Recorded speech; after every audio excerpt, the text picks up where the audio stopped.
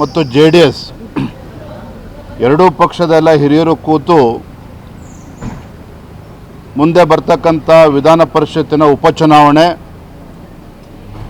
ಮತ್ತು ಇನ್ನೂ 6 ವಿಧಾನ ಪರಿಷತ್ ಚುನಾವಣೆ ಕೂಡ ಮುಂದೆ ಬರೋದಿದೆ. ಈ ನಿಟ್ಟಿನಲ್ಲಿ ಎಲ್ಲ ಕ್ಷೇತ್ರಗಳ ಬಗ್ಗೆ ಸವಿಸ್ತಾರವಾಗಿ ಚರ್ಚೆ ಆಗಿದೆ.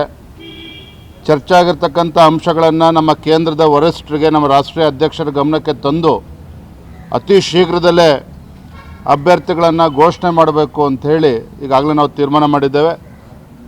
ಚರ್ಚೆಗಳು ಭಾಳ ಅರ್ಥಪೂರ್ಣವಾಗಿದೆ. ಮುಂದಿನ ದಿನಗಳಲ್ಲಿ ತಳಮಟ್ಟದಲ್ಲಿ ಕಾರ್ಯಕರ್ತರು ಕೂಡ ಹೊಂದ್ಕೊಂಡು ಹೋಗಬೇಕು. ಆ ರೀತಿ ಯಾವುದೇ ಸಮಸ್ಯೆ ಇಲ್ಲ. ಆದರೂ ಸಹ ಮೇಲ್ಮಟ್ಟದಲ್ಲಿ ಇವತ್ತು ಹೊಂದಾಣಿಕೆ ಆಗಿರ್ತಕ್ಕಂಥ ಸಂದರ್ಭದಲ್ಲಿ ತಳಮಟ್ಟದಲ್ಲೂ ಕೂಡ ನಮ್ಮ ಭಾರತೀಯ ಜನತಾ ಪಾರ್ಟಿ ಹಾಗೂ JDS ಪಕ್ಷದ ಕಾರ್ಯಕರ್ತರು ಎಲ್ಲ ಚುನಾವಣೆಗಳಲ್ಲೂ ಕೂಡ ಒಗ್ಗಟ್ಟಾಗಿ ಒಂದಾಗಿ ಎದುರಿಸಬೇಕಾಗಿದೆ. ಆ ನಿಟ್ಟಿನಲ್ಲಿ ಎಲ್ಲ ಚರ್ಚೆಗಳು ನಡೆದಿದೆ. ಒಳ್ಳೆ ರೀತಿ ಚರ್ಚೆ ಆಗಿದೆ. ವಿಧಾನ ಪರಿಷತ್ ಚುನಾವಣೆಯ ಸೀಮಿತವಾಗಿ ಇವತ್ತು ಚರ್ಚೆ ನಡೆದಿರ್ತಕ್ಕಂಥದ್ದು.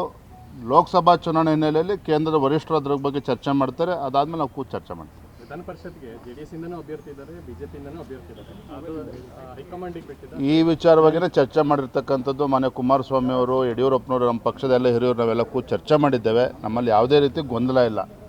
ಒಂದಂತೂ ಸ್ಪಷ್ಟಪಡಿಸ್ತೇನೆ, ಅಭ್ಯರ್ಥಿ ವಿಚಾರ ಬಗ್ಗೆ ನಮ್ಮದೇನೂ ಗೊಂದಲ ಇಲ್ಲ. ಅವರ ಅಭಿಪ್ರಾಯಗಳನ್ನು ತಿಳಿಸಿದ್ದಾರೆ, ನಮ್ಮ ಅಭಿಪ್ರಾಯವನ್ನು ಕೂಡ ತಿಳಿಸಿದ್ದೇವೆ. ಎರಡೂ ಅಭಿಪ್ರಾಯಗಳನ್ನ ರಾಷ್ಟ್ರೀಯ ನಾಯಕರಿಗೆ ತಿಳಿಸ್ತೇವೆ. ಒಳ್ಳೆ ನಿರ್ಧಾರವನ್ನು ಕೈಗೊಳ್ಳುತ್ತಾರೆ. ಧನ್ಯವಾದ. 7 ವಿಧಾನ ಪರಿಷತ್ ಸ್ಥಾನ ಗೆಲ್ಲಬೇಕು, ಆ ನಿಟ್ಟಿನಲ್ಲಿ ತೀರ್ಮಾನ ಮಾಡ್ತೇವೆ. ಧನ್ಯವಾದ.